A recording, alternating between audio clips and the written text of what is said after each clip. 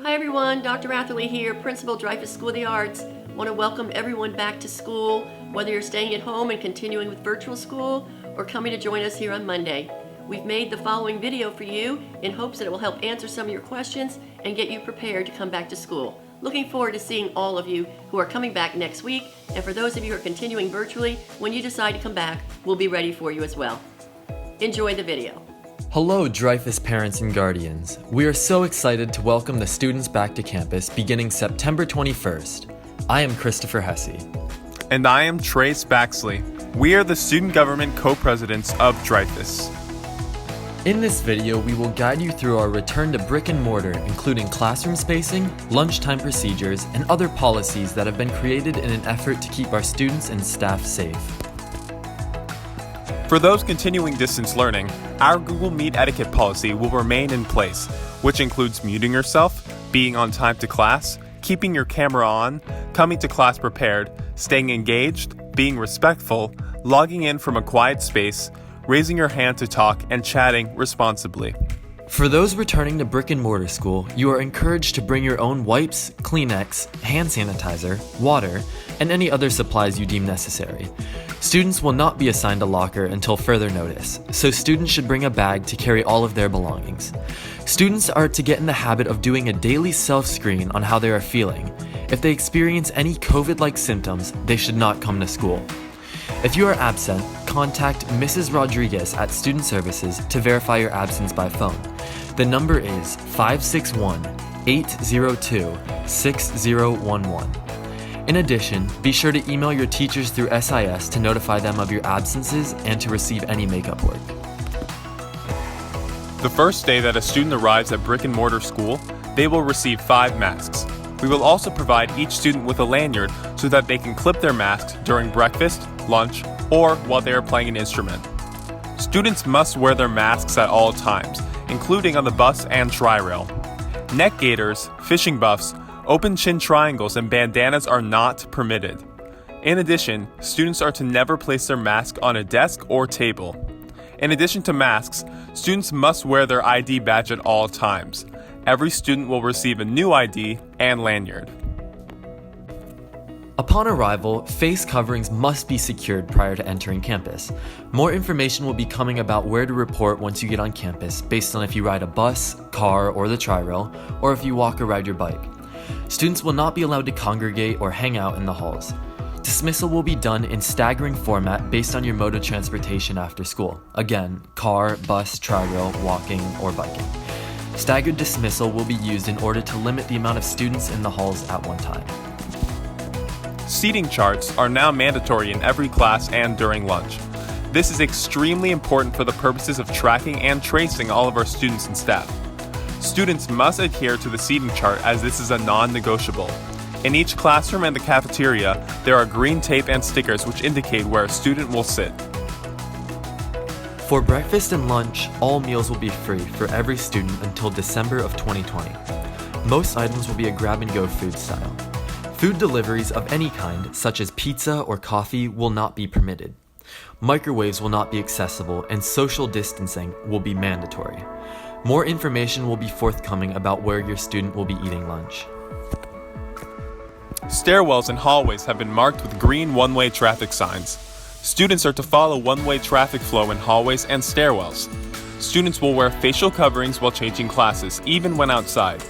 Students and staff will also always abide by the staggered class release protocol.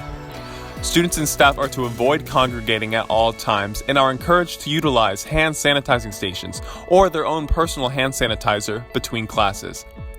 Bathrooms will be closed during class change. In an effort to avoid shared materials, Dreyfoos has implemented a new digital hall pass. Students will scan a QR code on their phone to indicate where they are going whenever they move around campus. The list of students with a digital pass will automatically populate a spreadsheet available to all hall monitors and administrators. If a student is not in class, they must be on this list. This digital hall pass also allows us to track and trace student movement throughout the entire campus. There will be no visitors allowed on campus. Any admittance on campus will need to be prearranged and approved by the principal. Any approved visitor to campus must agree to a temperature check and must come to campus with the required completed district form. If you come to campus for any reason, you must use the buzzer on Building 1 to communicate with student services. You will not be allowed to enter the building. Substitutes are considered visitors. In most cases, there will be a combination of virtual and brick and mortar students. Students are encouraged to bring their Chromebooks, laptops, and chargers daily. Once a student returns to brick and mortar, they will be assigned their own Chromebook. However, students can also use their personal device. Students will not be sharing the classroom supplies, and every effort will be made to be paperless. During PE classes, students will not have access to lockers and will not be dressing out at this time. Social distancing activities and exercise will take place. Students are encouraged to bring extra water if they have PE. The upcoming fall sports include golf, cross country, swimming and diving, girls volleyball, and bowling. To prepare for the season, all students must turn in a completed athletic packet. This packet can be found on our school website at sites.google.com/palmbeachschools.org/DSOA under the Athletics tab. Forms can be dropped off to Student Services. However, prior to September 21st, you must call the school before arriving, and someone will come outside to collect the form. You may also buzz in the Building 1 entrance. Any question regarding athletics should be directed towards our athletic director, Coach Vaughn. His email is matthew.vaughn@palmbeachschools.org. Please make sure that the school has your correct and updated contact information. We encourage you to monitor your child's academic progress through SIS on a weekly basis. We are so excited to have you back at school, and we want this experience to run as safe and as smooth as possible. So, to do this, we will need to work together. Always feel free to contact us if you need anything or have any questions.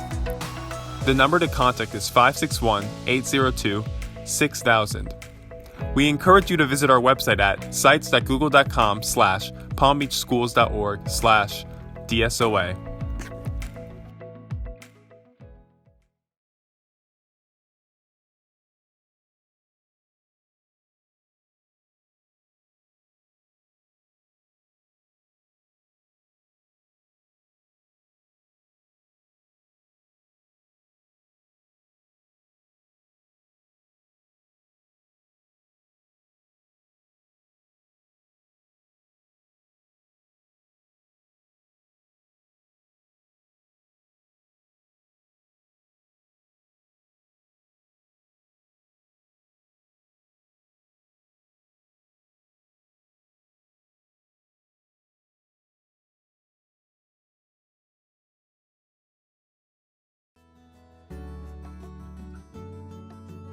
Students with suspected COVID-19 symptoms will be isolated in a safe space until their parents can pick them up.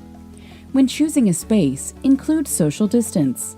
Use desks or cots. Maintain visibility. Principals are getting creative with spaces that allow a staff member to monitor safely. We decided that our gym lobby is the best space for us because there's a bathroom.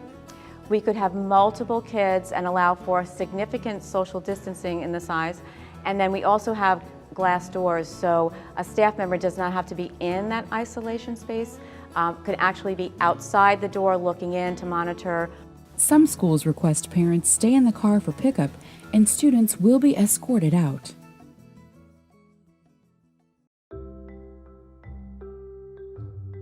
All visitors must have an appointment. Schools will keep a visitor list and will only admit those on the list.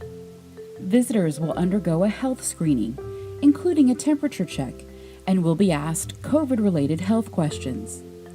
Facial coverings are required for any campus visitor, and visitors must comply with policies, including social distancing.